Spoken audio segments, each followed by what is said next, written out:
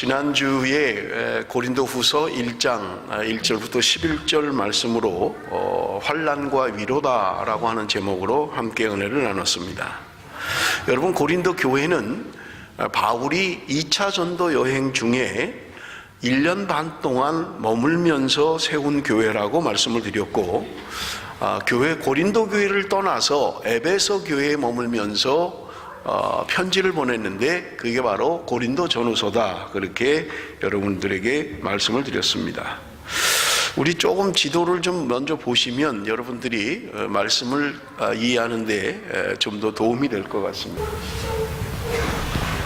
여러분, 우리 2차 전도 여행을 표시한 지도인데, 여러분들 좀 예루살렘에서 출발을 해서 여러분 지금 우리가 어디를 가고 있냐면 요 드로아라고 하는 곳이 있죠. 요 드로아라고 하는 것은 항구 도시인데, 바울이 2차 전도 여행 중에 여기서 환상을 보게 됩니다.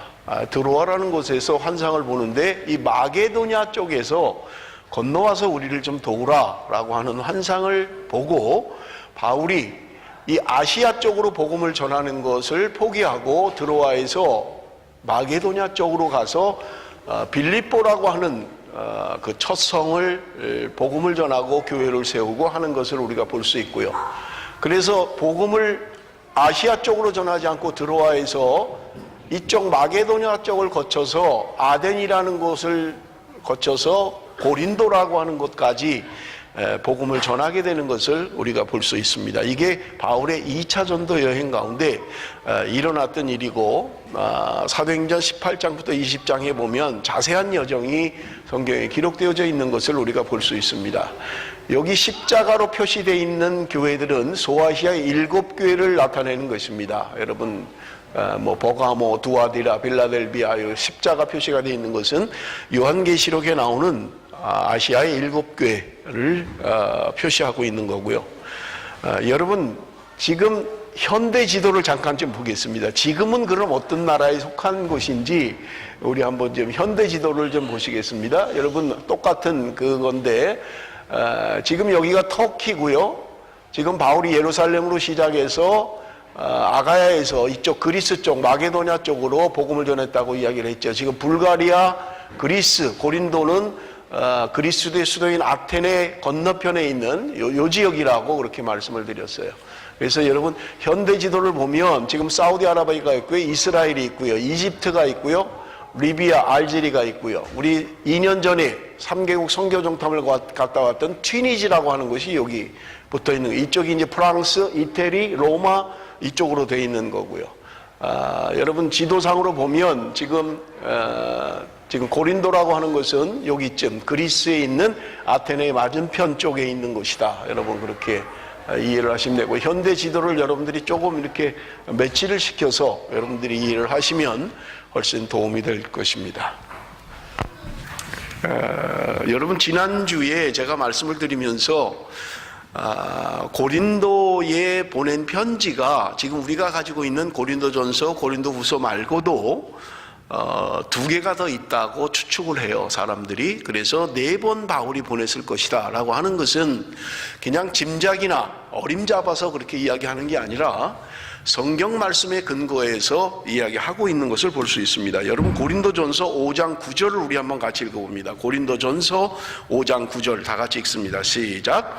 내가 너에게 쓴 편지에 음행하는 자들을 사귀지 말라 하였거니와, 여기 보면 내가 너희에게 쓴 편지에 음행하는 자들을 사귀지 말라고 했다라고 고린도전서에 이야기하고 있는 거예요. 그러니까 고린도전서 이전에 편지가 있었던 것을 우리는 볼 수 있고 알 수 있는 것을 우리가 기억해야만 합니다. 그런데 고린도전서 1장 11절에 보면, 내 형제들아, 글로의 집 편으로 너희에 대한 말이 내게 들리니 곧 너희 가운데 분쟁이 있다는 것이라. 지금 1차 편지를 보내고 나서 지금 고린도 편에, 여러분 여기 오늘 보면 글로의 집 편으로 너희에 대한 말이 들렸다. 이 고린도 교회에서 바울에게 질의를 한 것이 있습니다.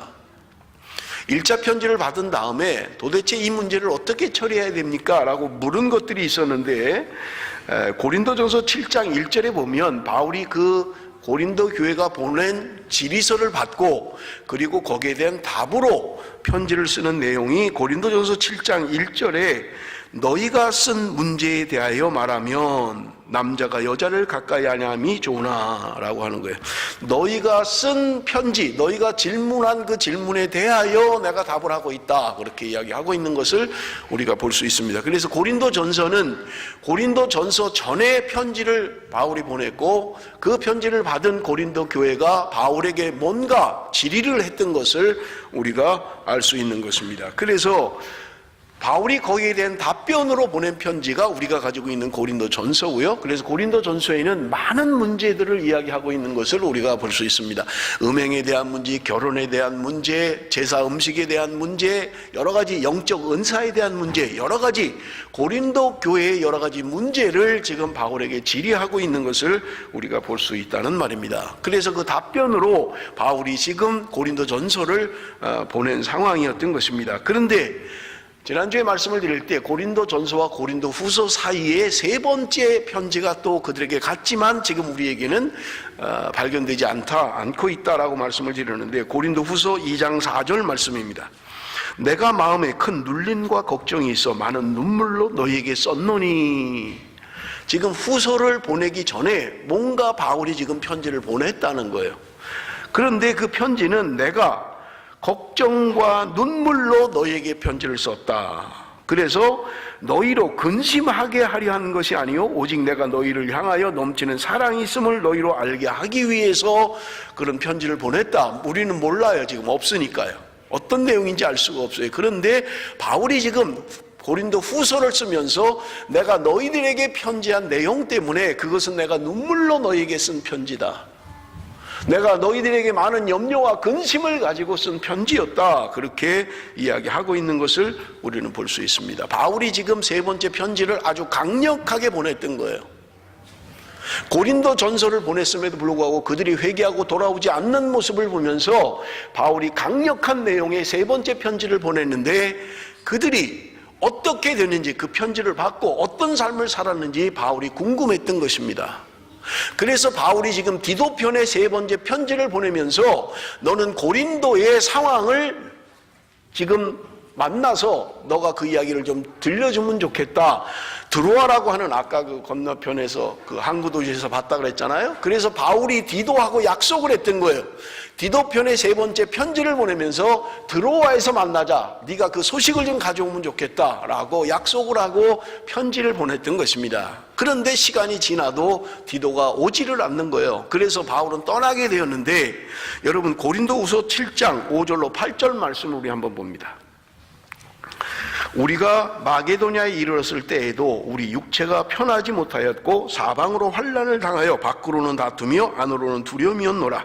그러나 낙심한 자들을 위로하시는 하나님이 디도가 옴으로 우리를 위로하셨으니 그가 온 것뿐 아니요 오직 그가 너희에게서 받은 그 위로로 위로하고 너희의 사모함과 애통함과 나를 위하여 열심히 있는 것을 우리에게 보고함으로 나를 더욱 기쁘게 하였느니라. 그러므로 내가 편지로 너희를 근심하게 한 것을 후회하였으나 지금은 후회하지 아니함은 그 편지가 너희로 잠시만 근심하게 한 줄을 알미라.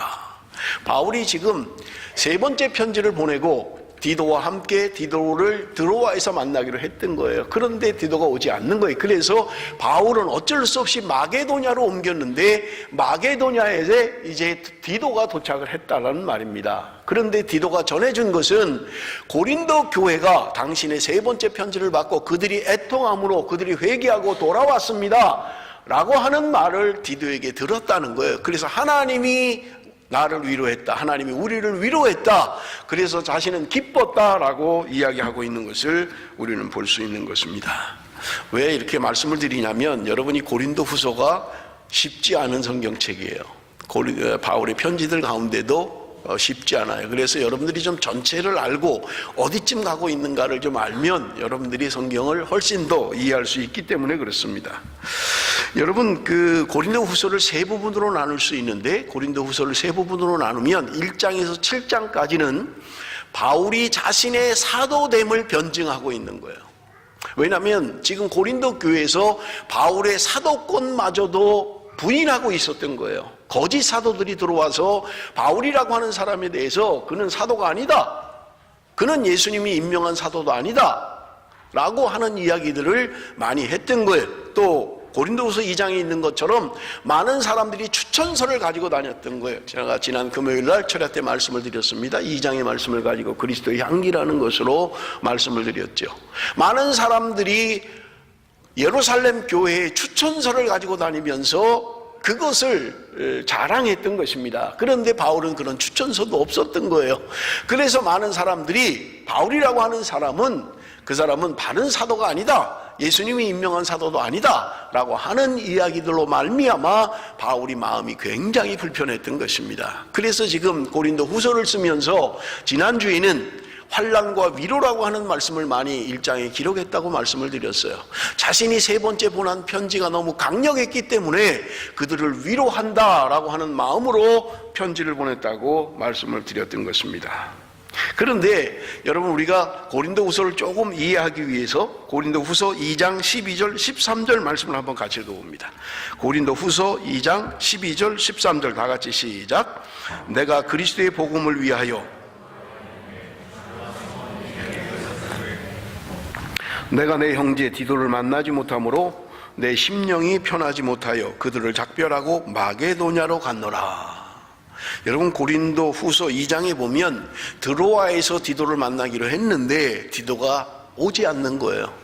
그래서 마음이 불편해서 지금 드로아를 떠났다, 그래서 마게도냐에 도착했다, 그렇게 말씀하고 있는 것을 우리는 볼 수 있습니다. 그런데 고린도후서 7장 5절 말씀을 한번 같이 읽습니다. 고린도후서 7장 5절 다 같이 읽습니다. 시작. 우리가 마게도냐에 이르렀을 때에도 우리 육체가 편하지 못하였고 사방으로 환난을 당하여 밖으로는 다투며 안으로는 두려움이었노라. 7장 5절에 보면 우리가 마게도냐에 이르렀을 때에도 이렇게 이야기하고 있는 거예요. 자, 여러분, 고린도후서 2장에 바울이 이야기하는 것은 드로아에서 디도를 만나기로 했지만 만나지 못해서 자신은 마게도냐로 옮겼다, 이렇게 이야기하고 있는 거예요. 그런데 고린도후서 7장 5절은 우리가 마게도냐에 도착했을 때라고 이야기하고 있는 거예요. 그렇다면 고린도후서 2장부터 7장까지는 지금 그 사이에 어떤 일을 이야기하고 있는 것을 우리는 볼 수 있는 것입니다. 그런데 여러분, 제가 지난 철야 때에 고린도후서 2장 12절부터 17절의 말씀으로 그리스도의 향기라는 제목으로 말씀을 드렸어요. 바울의 삶은 오직 예수, 오직 복음을 전하는 것에 전력했다, 그렇게 말씀을 드리면서 고린도후서 2장 14절을 제가 아주 길게 설명을 했습니다. 여러분, 고린도후서 2장 14절 한번 같이 읽어봅니다. 고린도후서 2장 14절 다 같이 시작.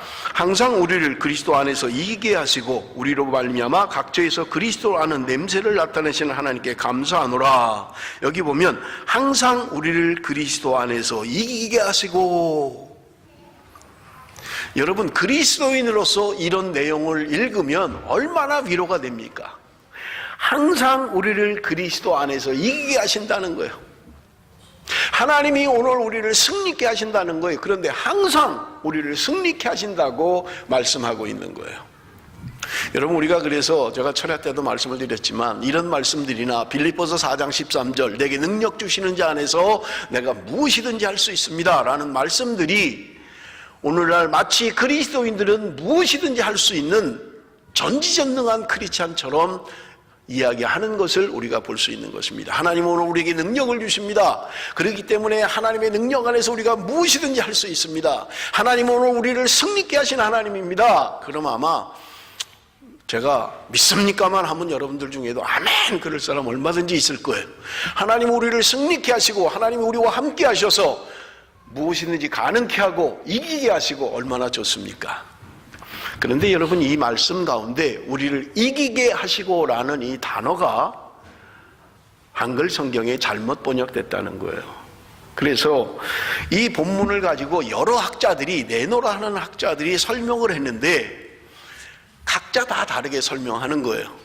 그런데 여러분, 제가 3명의 신학자들의 설명을 금요철야 때 이야기를 했어요. 칼빈의 주장, 그리고 찰스 하치의 주장, 그리고 마이어의 이 2장 14절에 대한 본문 해석을 말씀을 드렸던 것입니다. 그런데 여러분, 이 마이어의 해석 가운데 동일하게 한글 성경 가운데 제대로 번역한 성경이 있는데 공동 번역입니다. 여러분 우리 공동번역으로 한번 다시 읽어보겠습니다. 공동번역으로 2장 14절을 다시 읽습니다. 시작. 우리를 그리스도의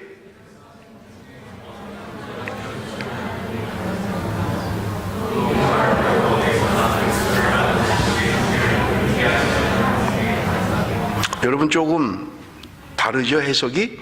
우리를 그리스도의 개선 행진에 언제나 끼워주시는 하나님께 감사합니다. 항상 우리를 그리스도 안에서 이기게 하시는 이라는 표현을 우리를 그리스도의 개선 행진에 언제나 끼워주시는 하나님께 감사합니다 이렇게 하고 있다는 거예요. 저는 이 표현이 맞다고 생각을 해요. 왜냐하면 오늘 본문을 이해하는데 이런 내용으로 바울이 이야기하고 있기 때문에 그렇습니다. 이 말은 뭐냐면 하나님이 내게 능력을 주셔서 날마다 이기게 하시고 승리케 하시고 내게 능력 주시는 자 안에서 내가 무엇이든지 할 수 있습니다 라는 말이 아니라는 거예요. 여러분 지금 공동번역이 이야기하는 것은 그리스도의 개선 행진에 나를 그냥 끼워주셨다는 거예요. 많이 다르죠? 항상 그리스도 안에서 우리를 이기게 하시는 하나님이라는 표현과 그리스도의 개선 행진에 나를 끼워주셔서 감사합니다라는 건 전혀 다르잖아요. 나를 이기게 하시는 하나님, 그것은 내게 능력이 있어서 내가 나가서 싸울 때마다 영적으로 승리하고 이 세상 가운데서도 정복하고 내게 능력 주시는 자 안에서 나는 무엇이든지 할 수 있는 여러분 전천후 그리스도인. 여러분 우리가 이런 이야기들을 얼마나 많이 듣습니까? 그죠? 부흥사들이 많이 하잖아요. 하나님이 우리와 함께 하시면 승리할 줄로 믿습니다. 하나님이 우리와 함께 하시면 모든 능력을 행하게 하실 것입니다. 그럴듯하잖아요. 그런데 지금 공동번역은 뭔가 좀 다른 뉘앙스로 이야기하고 있는 거예요. 그리스도의 개선 행진에 나를 끼워주셔서 감사합니다. 나는 거기 낄 자격이 없어요. 그런 공로도 없어요. 그런데 주님의 개선 행진에 나를 끼워주셔서 감사하다는 거예요. 여러분 뒤에 제가 오늘 이 본문을 설교할지를 모르겠어요. 너무나 많아가지고요. 그런데 바울이 지금 고린도후서 4장 7절부터 이야기하는 것 가운데 보배를 질그릇에 담았다라고 이야기하고 있는 거예요. 여러분 질그릇이 중요합니까? 아니에요. 바울이 이야기하는 것은 그 질그릇 속에 담겨있는 보배가 중요하다고 이야기하고 있는 거예요. 여러분 질그릇을 아십니까? 여러분 질그릇이라고 하는 것은 아주 하찮은 그릇들이잖아요. 그저 그냥 뭐 돼지국밥 담는 그냥 뚝배기 같은 거, 그냥 뭐 말하면 한 돈 1,000원만 주면 살 수 있는 거. 그래서 뭐 조금 이가 깨지면 그냥 집어던지고 버려버리고 깨트려버리는 것. 여러분 디모데서에 보면 그릇에 대하여 4종류를 이야기합니다. 금그릇도 있고 은그릇도 있고 나무그릇도 있고 질그릇도 있다. 그릇의 종류를 이야기하는데 제일 천한 그릇, 제일 그저 별 볼 일 없는 가치 없는 그릇, 그게 질그릇이라는 거예요. 그래서 질그릇보다는 조금 난 것, 그래서 가치도 조금 나가는 게 나무그릇. 나무그릇보다는 월등하게 가격이 뛰어버리는 은그릇. 은그릇에 비하면 엄청난 가치를 가지고 있는 금그릇이 있다. 성경이 이렇게 이야기를 해요. 그러다 보니까 오늘 우리가 성경을 해석하면서 전혀 엉뚱하게 해석을 하는 거예요. 내가 지금 비록 질그릇이지만 나는 열심히 노력해서 나무그릇으로, 내가 더 열심히 해서 나는 은그릇으로, 아니 내 온 인생을 바쳐서 하나님, 나는 하나님의 나라에 하나님의 집에 금그릇으로 쓰임받기를 원합니다. 이런 생각을 자꾸 하게 된다는 거예요. 그런데 바울이 고린도후서를 통해서 오늘 이야기하는 것은 자신을 이야기할 뿐만 아니라 믿는 그리스도를 이야기하고 있는 거예요. 우리의 존재는 질그릇과 같은 존재다. 그냥 던져버리면 깨져서 아무 누구도 아이고 깨지면 안 되는데 아쉬워하거나 무슨 그런 생각을 하지 않는, 그냥 깨지면 깨지나 보다, 버리면 버리나 보다, 없어지면 없어졌나 보다 생각하는 별 볼 일 없는 질그릇을 이야기하고 있다는 거예요. 그런데 그 질그릇 가운데 아무도 귀하게 여기지 않는 보잘것없는 그릇 가운데 보배가 담겨 있다고 이야기하고 있는 거예요. 바울의 논지는 무엇입니까? 질그릇이 귀해서 지금 보배가 빛이 난다고 이야기합니까? 아니에요. 질그릇은 하찮은 거예요. 그냥 버리면 되는 거예요. 깨지면 버릴 거예요. 그런데 그 안에 담겨있는 보배 때문에 그 보배가 빛나는 것을 이야기하고 있다는 말입니다. 다른 말로 하면 질그릇 자체는 아무 중요하지 않다는 거예요. 그렇다면 바울이 이야기하는 건 무엇입니까? 여러분, 오늘 믿는 그리스도인, 나는 중요하지 않다는 거예요. 내 안에 복음, 내 안에 보배, 내 안에 있는 예수 그리스도, 그분이 귀한 거지 나라고 하는 존재는 질그릇과 같은 그냥 하찮은 그런 존재라고 이야기하고 있는 것을 우리가 볼 수 있는 것입니다.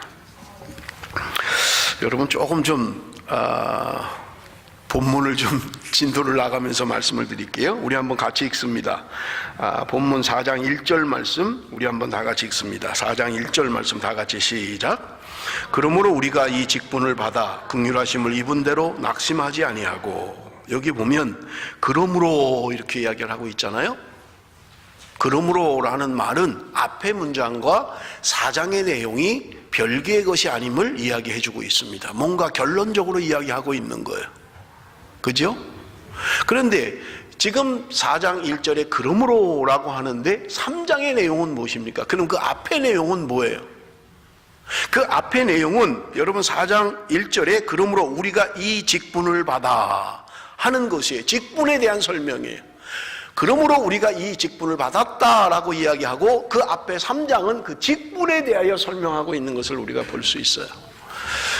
제가 설교를 준비하면서 고민이 참 많았어요. 왜냐하면 3장도 설교하고 싶고 4장도 설교하고 싶고 이거 해야 될 것 같은데 지금 벌써 매일 성경은 많이 나갔기 때문에 이 진도를 좀 어느 정도 맞춰야 되는데 하는 것 때문에 고민을 하다가 그냥 4장을 설교해야 되겠다 하는데 4장을 설교하면서 보니까 3장을 안 할 수가 없는 거예요. 이 3장에 대한 이해가 없이는 4장을 이해할 수가 없는 거예요. 그래서 오늘 설교를 다 못한다는 양해의 말씀을 여러분들에게 드리고 미리 다음 주에 계속해서 말씀을 드리려고 한다는 거예요. 여러분, 그러면 지금 바울이 이야기하는 그 직분이 도대체 뭐냐 하는 거예요. 직분에 대하여 이야기하고 있는 것을 우리는 볼 수 있습니다. 여러분, 고린도 후서 3장 6절에서 9절 우리 한번 다 같이 읽습니다. 중요한 이야기입니다. 여러분, 오늘 말씀을 잘 들으셔야 돼요. 그래서 이해를 잘 하셔야만 합니다. 고린도 후서 3장 6절에서 9절 조금 깁니다만은 우리 한번 같이 읽습니다. 시작. 그가 또한 우리를 새 언약의 일꾼 되게 만족하게 하셨으니 율법 조문으로 하지 아니하고 오직 영으로 함이니 율법 조문은 죽이는 것이요 영은 살리는 것이니라. 돌에 써서 새긴 죽게 하는 율법 조문의 직분도 영광이 있어 이스라엘 자손들은 모세의 얼굴에 없어질 영광 때문에도 그 얼굴을 주목하지 못하였거든 하물며 영의 직분은 더욱 영광이 있지 아니하겠느냐. 정죄의 직분도 영광이 있은즉 의의 직분은 영광이 더욱 넘치리라. 여러분, 지금 6절에 보면 이상한 이야기를 하고 있어요. 새 언약의 일꾼이다, 그렇게 이야기하고 있어요. 여러분, 지금 6절부터 9절까지를 보면 지금 대조적으로 무엇인가를 설명하고 있는 것을 볼 수 있습니다. 그것은 뭐냐면 이 직분에 대한 것을 이야기해요. 그런데 바울은 지금 모세가 갖고 있던 직분 그리고 내가 가지고 있는 직분을 대조적으로 설명을 하고 있는 거예요. 그런데 모세가 가졌던 직분은 어떤 거냐? 여러분, 여기 보면 7절을 보십시오. 돌에 써서 새긴 죽게 하는 율법 조문의 직분도 영광이 있었다. 그런데 8절에 보면 하물며 영의 직분은 더욱 영광이 있지 않겠느냐. 9절 정죄의 직분도 영광이 있은즉 의의 직분은 영광이 더욱 넘치리라. 지금 새 언약의 일꾼이라는 걸 이야기하면서 둘로 나눠서 이야기해요. 모세가 가졌던 그 직분은 율법 조문의 직분이었다, 정죄의 직분이었다, 그렇게 이야기하고 있고요. 자신의 직분은 어떤 거라는 거예요? 영의 직분이고 의의 직분이었다, 이렇게 이야기하고 있는 거예요. 자, 그러면 먼저 새 언약의 일꾼이라고 바울이 표현하고 있는 거예요. 여러분, 성경에 많이 나오지 않아요. 바울이 지금 왜 새 언약의 일꾼이라고 이야기할 때 새 언약이 뭐냐는 거예요. 여러분, 우리가 새 언약이다라고 하면 옛 언약이 있었겠지요. 그러니까 옛 언약, 새 언약 이렇게 말하잖아요. 우리가 성경을 구약, 신약 이렇게 얘기하잖아요. 구약이 뭡니까? 구약, 올드 테스타먼트잖아요, 그죠? 한문으로는 옛 약속이라는 말이에요. 신약은 뉴 테스타먼트, 새 약속이라는 말입니다. 자, 그러면 지금 바울이 이야기하는 새 언약이라고 이야기할 때 그러면 옛 언약은 뭐냐는 거예요. 옛 언약은, 옛 언약이 뭐고 새 언약이 뭔데 바울이 지금 새 언약의 일꾼으로 하나님이 나를 세우셨다라고 이야기하고 있냐는 거예요. 여러분, 우리 지금 프로젝트로 다 띄울 수가 없어요. 여러분이 성경을 찾으십시오. 부탁합니다. 예레미야 31장 31절에서 33절, 예레미야 31장 31절에서 33절 성경을 꼭 가져오셔야 돼요. 그래서 여러분, 프로젝트에 의존하지 마시고 어느 날 프로젝트 없어지고 여러분 띄울 수 없는 날이 올 것입니다. 그때는 여러분의 성경을 펴셔야 돼요. 여러분, 우리 예레미야 31장 31절에서 33절 우리 한번 같이 읽겠습니다. 중요한 말씀입니다. 예레미야 31장 31절에서 33절, 제가 가지고 있는 성경 1102페이지입니다. 구약성경 1102페이지. 우리 31절, 32절, 33절 우리 다 같이 읽습니다. 시작. 여호와의 말씀이니라. 보라, 날이 이르리니 내가 이스라엘 집과 유다 집에 새 언약을 맺으리라.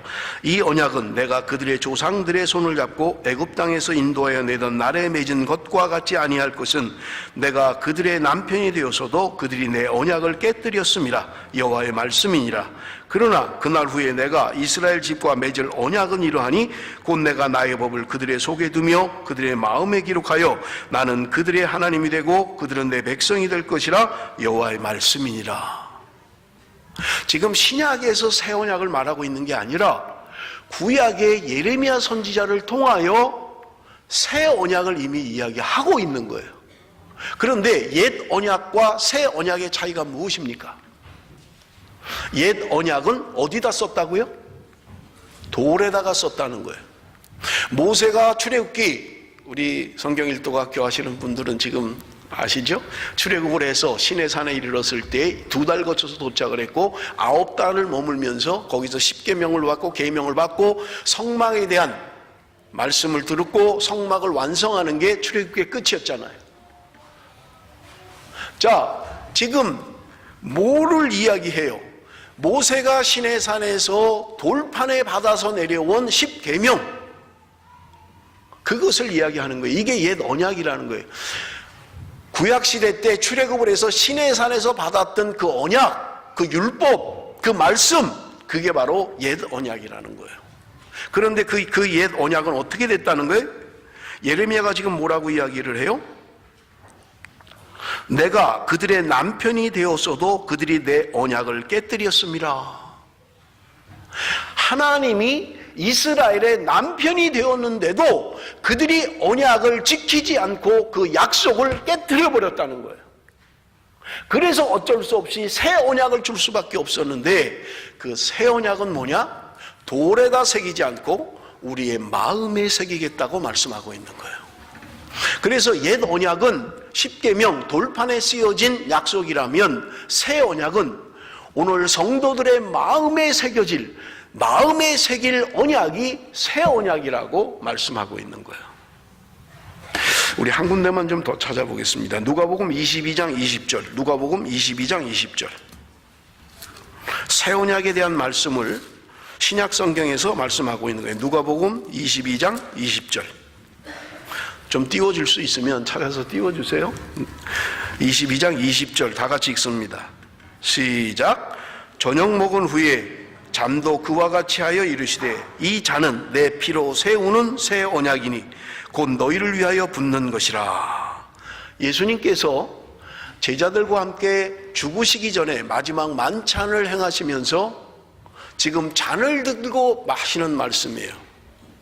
이 이 피는, 이 잔은, 너희들과 마시는 이 포도주, 이것은 내 피로 말미암아 너희들과 맺는 새 언약의 피다라고 주님이 말씀하고 있는 거예요.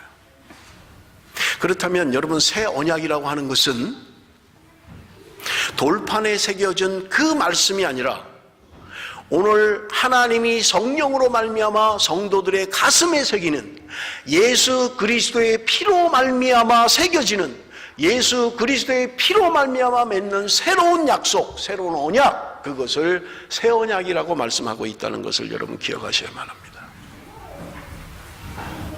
그러면 지금 바울이 고린도 후서에서 이야기하는 내가 지금 새 언약의 일꾼이 되었다라고 이야기하는 거예요.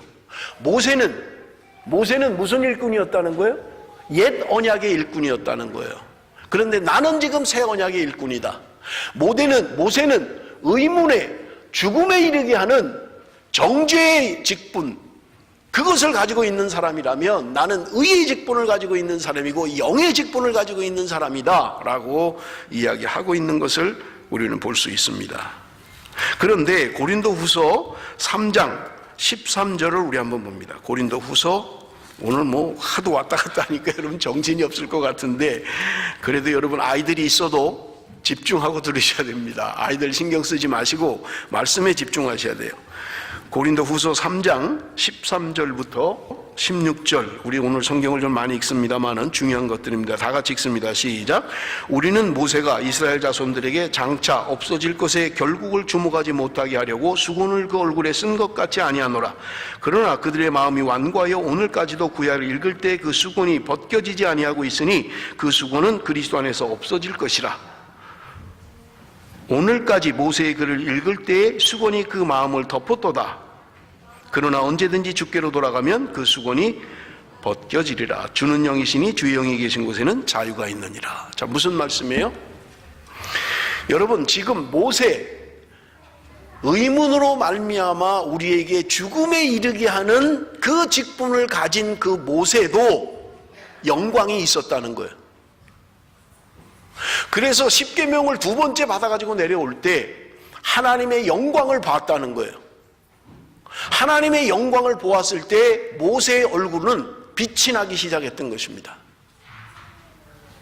이스라엘 백성들이 감히 모세를 쳐다볼 수 없을 정도로 하나님의 영광의 빛을 반영했던 거예요. 그래서 모세가 수건으로 자신의 얼굴을 가렸다고 이야기하고 있는 거예요. 왜? 쳐다보질 못하니까. 무슨 말이냐면 율법으로 말미암는 모세의 그 직분도 없어질 거지만, 이 땅에서 사라질 것이지만 그들이 하나님의 영광을 보았다는 거예요.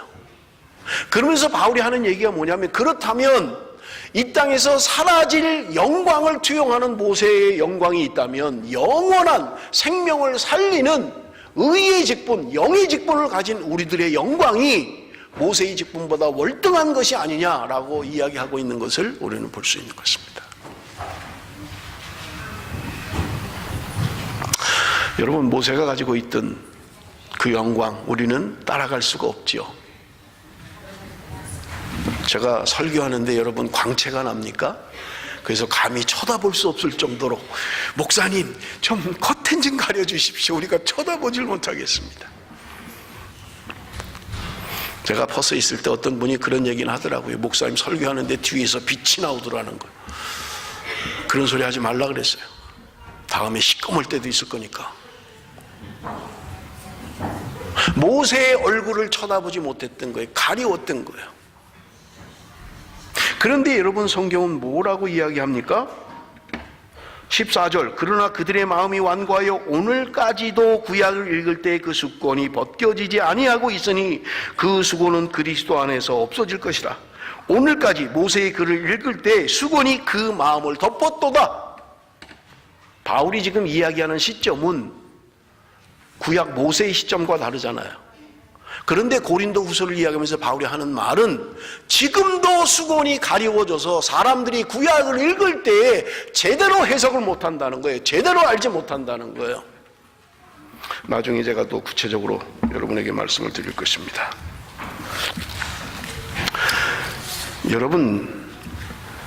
바울의 모습을 성경에서 표현하고 있는 것을 보면, 제가 언젠가 몇 달 전에 한번 바울의 사진을 띄워준 적이 있는데 참 못생겼어요. 대머리는 까지고 얼굴 참 못생겼어요.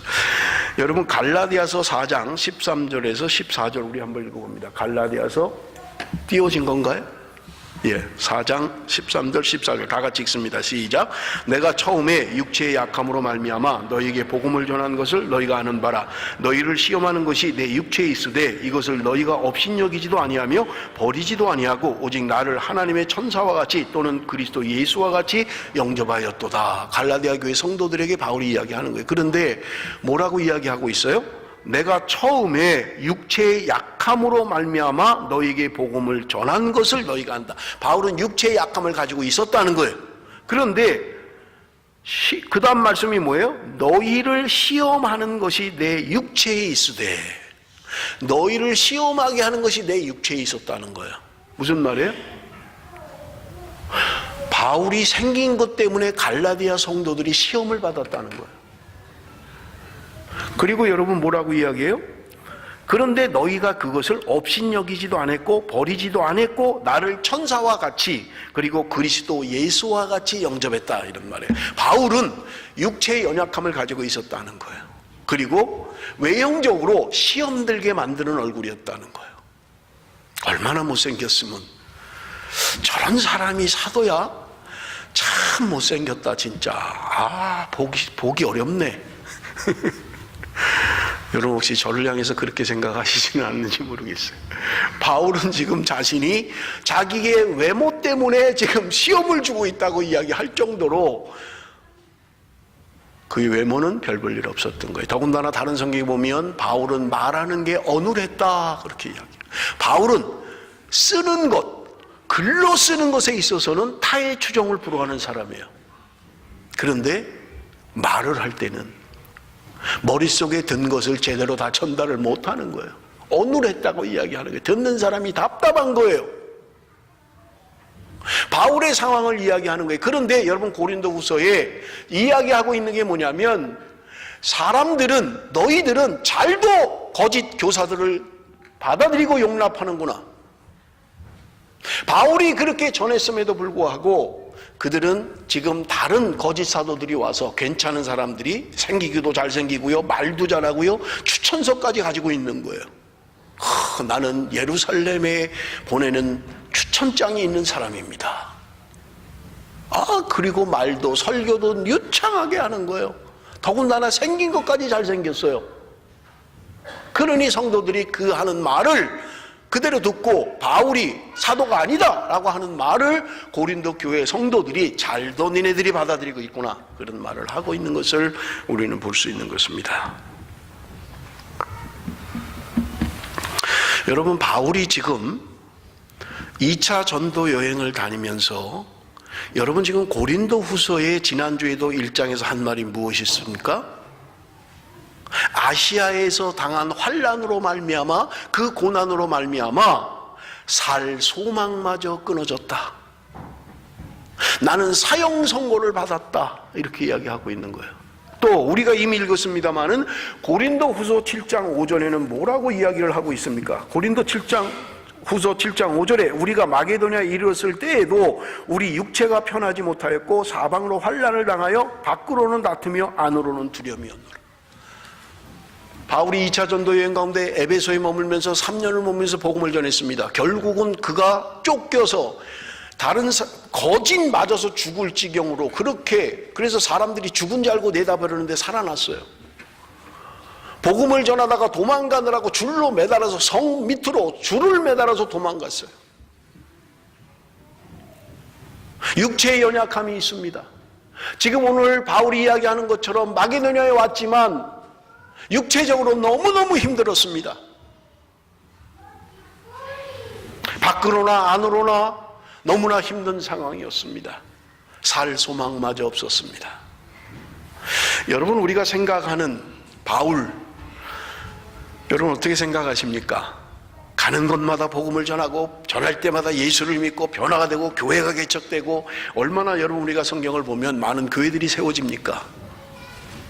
뱀에게 물려도 죽지 않고, 그래서 사람들이 신으로 여기고, 어떻게 해서든지 바울 손수건이라도 잡아서 손수건만 잡아도 병이 낫는 능력의 전도자, 능력의 선교사. 그가 한번 복음을 전하면 수많은 사람들이 예수 믿고 돌아오는, 어쩌면 선교사들의 로망이요? 그런지 모르겠습니다. 그런데 여러분 보세요. 바울은 뭐라고 이야기합니까? 나는 살 소망마저 끊어졌다. 안으로는 두려움이 있다. 밖으로는 육체의 환난이 있다. 육체의 연약함이 편치 못하다. 그는 이야기하고 있는 것입니다. 사랑하는 성도 여러분, 그래서 저는 고린도후서 2장 14절에 해석이 잘못됐다는 거예요. 그리스도 안에서 항상 이김을 주시는 하나님께 감사합니다. 아니라는 거예요. 잘못 번역한 거예요. 그냥 예수 그리스도 그 개선 행진에 그냥 곁다리로 하나 끼워준 거예요. 철야 때 제가 말씀을 드렸죠. 전쟁에 승리하고 돌아오는 군인들은 앞에 제일 대장 또는 왕, 전쟁에 승리하고 혁혁한 공을 세우고 돌아오는 그 장수, 그 말을 타고 맨 앞에 달려가는 거예요. 그러면 그 다음에 공이 많은 그 장수들이 뒤를 따르는 것입니다. 그리고는 병사들이 그 뒤를 따라옵니다. 승리하고 돌아올 때는 온 성에 향을 피워서 향냄새가 진동하게 하는 거예요. 그래서 누가 생각만 해도 금방 알 수 있는 거예요. 지금 개선 장군들이 돌아오고 있구나. 이기고 돌아오고 있구나. 왜? 온 성에 향을 피우니까. 그리고 그 뒤로는 전리품들이 따라옵니다. 그리고 포로로 잡은 포로들이 줄에 묶여서 따라오는 거예요. 그런데 바울이 이야기하는 건 뭐냐? 예수 그리스도가 승리하시고 앞에서 가는 그 개선 행진 가운데 내가 그 앞에 이기고 승리해서 영광을 받으며 당당하게 그렇게 입성하는 그런 내가 아니라 예수 그리스도의 승리에 나를 그냥 끼워주신 것만으로도 하나님 감사합니다라고 바울은 이야기하고 있다는 거예요. 그게 무엇입니까? 오늘 고린도후서를 통해서 바울이 계속 이야기하고 있는 거예요. 내가 아니라는 거예요. 승리는 내가 아니라는 거예요. 나로 말미암는 게 아니라는 거예요. 내가 예수 믿고 능력이 생겨서 내가 예수 믿고 온 세상을 점령할 수 있는 슈퍼우먼이 되고 슈퍼맨이 되고 슈퍼파워를 가진 그런 그리스도인이 아니라는 거예요. 바울은. 여러분, 바울은 오히려 예수 믿기 전에 잘 나가는 사람이었습니다. 그는 예수 그리스도를 만나기 전에 오히려 화려했던 사람이에요. 로마의 시민권을 가지고 있었고요, 그 당대의 최고의 가문인 가말리알 문화에서 공부한 똑똑한 사람이에요. 가진 게 있는 사람이에요. 누가 봐도 부러워하는 사람이에요. 그런데 그가 예수를 믿은 다음에 그는 모든 것을 버릴 수밖에 없었던 거예요. 그에게는 소중하지도 않았어요. 여러분, 오늘날 그리스도인들이 세상을 정복하고 세상을 이기고, 여러분 부자가 되십시오. 제가 금요철 때 이야기했죠. 청부론 깨끗한 부자가 되십시오. 그래서 세상에 영향력을 미치고 세상을 점령하고, 고지론, 여러분 높은 고지를 탈환하십시오. 여러분 열심히 공부해서 사회에 명망 있는 사람이 되십시오. 그래서 이 사회에 영향력을 끼치는 그런 지도자가 되십시오. 하나님은 그것을 여러분에게 원하는 것입니다. 여러분 비전을 품으십시오. 꿈을 가지십시오. 우리가 많이 듣는 이야기잖아요. 저도 많이 했고요. 그러나 성경은 우리에게 그런 것을 말하고 있지 않다는 거예요. 너가 예수를 믿으면 이 세상에서 승리를 주어질 것이다. 너가 예수만 믿는다면 이 세상은 너의 영향력 안에 들어갈 것이다. 그렇게 성경은 말하고 있지 않다는 거예요. 그런데 오늘날 복음이 변질되어서 마치 예수만 믿으면 만병통치약을 얻는 것처럼, 예수만 믿으면 사업도 잘 되고 자식도 잘 되고 모든 것이 편안해지고, 그런 예수, 값싼 복음을 전하고 있다는 거예요. 성경은 전혀 그렇게 말하고 있지 않는데, 만약 그렇다면 바울은 세상에서 승리자 중에서도 승리자가 되어야 할 것입니다. 성공한 사람 중에서도 성공한 사람이 되어야 할 것입니다. 그런데 여러분 성경을 보십시오. 바울은 자신의 연약함을 이야기하고 있는 거예요. 내가 복음을 전했지만 여러분, 그런 우리가 이야기하는 부흥, 그런 성장, 성공 없었어요. 물론 바울이 전할 때 예수 믿는 사람도 있었지만 그가 떠나고 나면 거짓 사도들이 들어와서 다 떠나고 만 거예요. 인간적인 성장, 인간적인 성공, 세상적인 부흥, 여러분 그것이 하나님이 원하는 성경적인 것이라면 여러분 바울은 분명히 망한 사람입니다. 성공하지 못한 사람이에요. 여러분 오늘 나는 어떤 것을 꿈꾸고 있습니까? 바울은 자신의 직분에 대하여 말씀하고 있습니다. 디모데전서 1장 12절에서 17절입니다. 나를 능하게 하신 그리스도 예수 우리 주께 내가 감사함은 나를 충성되이 여겨 내게 직분을 맡기심이니 내가 전에는 비방자요 박해자요 폭행자였으나 도리어 긍휼을 입은 것은 내가 믿지 아니할 때에 알지 못하고 행하였습니다. 우리 주의 은혜가 그리스도 예수 안에 있는 믿음과 사랑과 함께 넘치도록 풍성하였도다. mit보다 모든 사람이 받을 만한 이 말이요 그리스도 예수께서 죄인을 구원하시려고 세상에 임하셨다 하였도다. 죄인 중에 내가 괴순이라. 그러나 내가 긍휼을 입은 까닭은 예수 그리스도께서 내게 먼저 일체 오래 참으심을 보이사 후에 주를 믿어 영생 없는 자들에게 본이 되게 하려 하심이라. 영원하신 왕 곧 썩지 아니하고 보이지 아니하고 홀로 하나이신 하나님께 존귀와 영광이 영원 무궁하도록 있을지어다. 아멘. 여러분 바울은 자신의 가지고 있는 것을 자랑하는 적이 없습니다. 나는 죄인 중에 괴수입니다. 그러나 오늘 내가 새 언약의 일꾼 된 것은 하나님의 이 귀한 직분을 받은 것은 하나님의 긍휼하심이 하나님의 은혜가 내게 있었기에 나는 이 직분을 감당하고 있는 것입니다. 그렇기 때문에 나는 낙심하지 않습니다. 왜냐하면 내가 가지고 있는 능력으로 주어진 것이 아니기에 하나님이 나를 긍휼히 여기시는 하나님이 은혜로 말미암아 나를 세우셨기에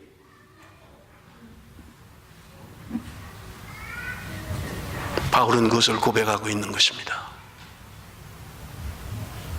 사랑하는 성도 여러분, 나는 예수를 믿으면서 무슨 꿈을 가지고 있습니까? 무슨 꿈을 꾸세요? 내가 예수 믿고 어떻게 되기를 원하십니까?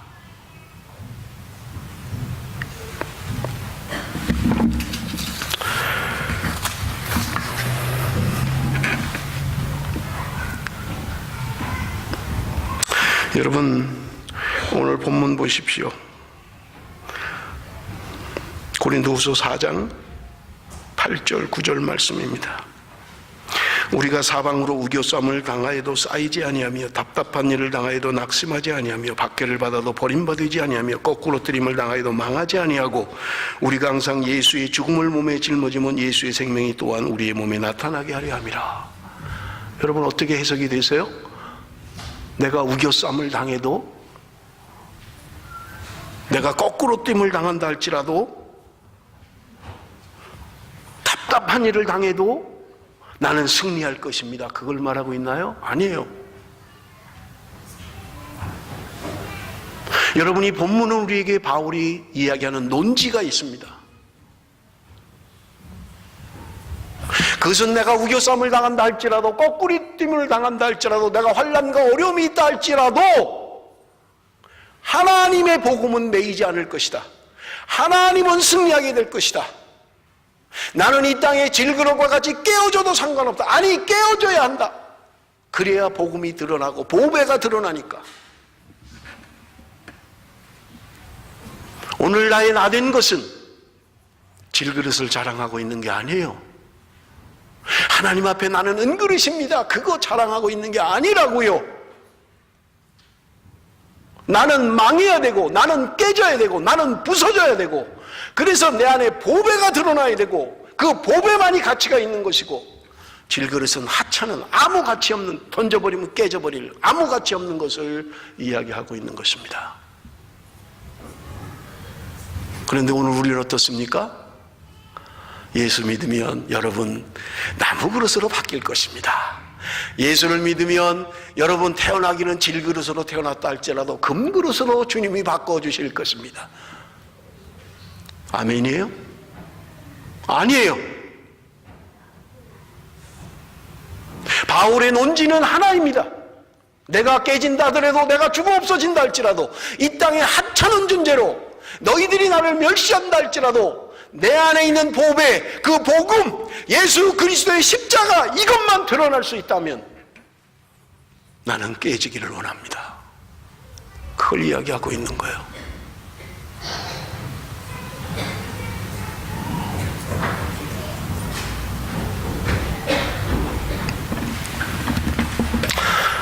제가 요즘 커피를 즐겨 마십니다. 전에는 뭐 이렇게 섞인 거, 설탕도 있고 프림도 있고 달짝지근한 거 이런 걸 좋아했어요. 당뇨가 생기면서 그거 먹으면 안 된다 그래서 그냥 롱블랙을 먹기 시작했어요. 근데 못 먹겠는 거예요. 그래서 커피를 사면 물을 달라 그래요. 따뜻한 물을 달라니까 물을 확 타는 거예요. 그래서 그냥 커피인지 숭늉인지 정도의 수준으로. 전에 강은도 목사가 와서 우리 집에 식사 대접을 하고 커피를 내식으로 타줬더니 그 강 목사님이 그러더라고요. 목사님, 이건 커피가 아니고 숭늉입니다. 근데 저는 그게 맞는 거예요, 숭늉이. 근데 조금 진해지는 거예요, 자꾸. 근데 지금도 물을 타요. 어쩔 수 없어요. 왜냐하면 나오는 원액대로 못 먹어요, 저는 너무 써서. 그래서 나한테 먹기 쉽게, 나한테 입에 맞게 물을 타는 거예요. 오늘날 복음, 우리가 너무 물 타고 있는 거 아닌가요? 너무 물 타서 마시는 거 아니에요? 오늘 우리 신앙생활을 너무 내 맞게, 내가 마시기 좋게, 내가 살아가는데 어려움이 없게 그렇게 물을 타서 마시고 있는 거 아니냐고요. 오늘 나에게 복음이 물에 탄 커피처럼 마시기 편하게. 괜찮습니다, 여러분. 다 괜찮습니다. 여러분 삶은 어째도 괜찮습니다. 주일날 교회만 나오면 되고요, 11조만 하시면 됩니다. 딴 거 없습니다. 그러면 천국은 따놓은 낭상입니다. 혹시 이런 물탄 복음 때문에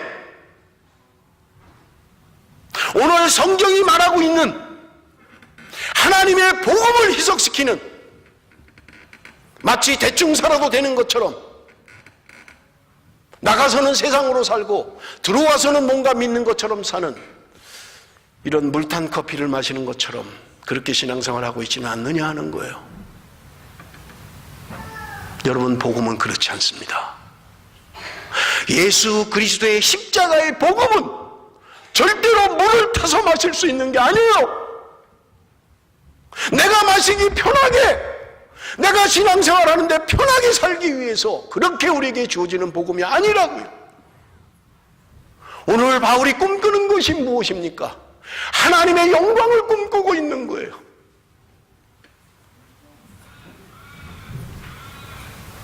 감히 인간으로 범접할 수 없는 그 하나님의 영광. 내가 폭행자고 전에는 비방자고 내가 예수 그리스도를 부인하는 자였음에도 불구하고 하나님의 은혜로, 하나님의 긍휼하심으로 이 귀한 직분을 맡기신 이 영광 때문에 그는 다른 생각을 할 수도 없고 다른 것을 추구할 수도 없고, 그래서 오직 예수 그리스도 십자가 외에는 내가 아는 것조차 원치 않는다. 오직 그 십자가만을 바라보고 내가 가고 있다라고 외치고 있는 것을 여러분 우리는 기억하시면 합니다.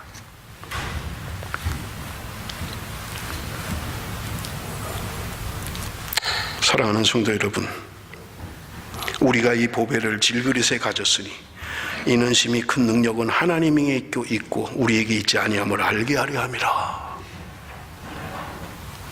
내게 능력이 있는 것이 아닙니다. 내게 있지 않아요. 보배가 능력이에요. 복음이 능력입니다. 내가 무엇인가 뭔가 되는 것처럼, 내가 뭔가를 하는 것처럼, 내가 주를 위하여 무엇인가 해드리는 것처럼, 내가 교회를 위하여 뭔가 헌신해드리는 것처럼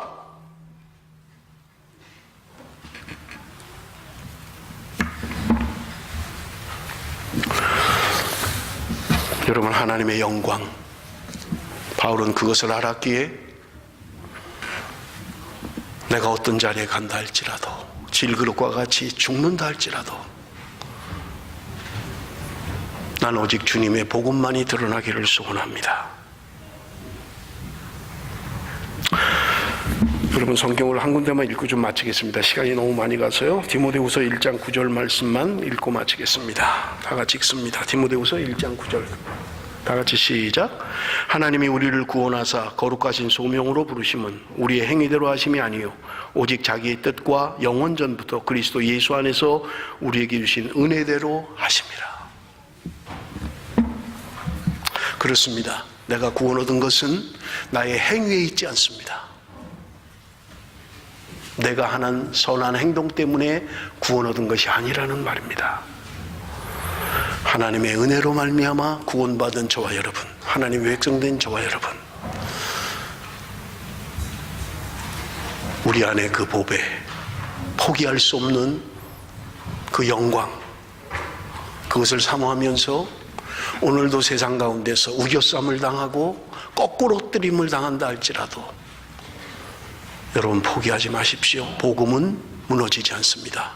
하나님의 역사는, 하나님의 구원의 역사는 이 땅에서 끝나지 않습니다. 소망 가운데 여러분 주님을 붙들고 주님이 나를 구원하신 것만으로도 감격하며 기뻐하며 그런 삶을 살아가는 저와 여러분이 되시기를 바랍니다. 기도하겠습니다.